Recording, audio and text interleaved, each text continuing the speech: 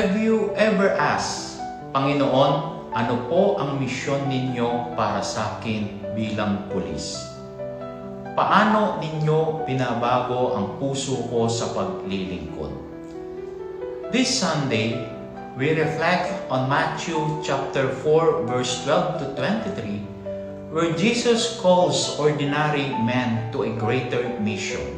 And also, we celebrate the conversion of Saint Paul, reminding us that God can transform any life.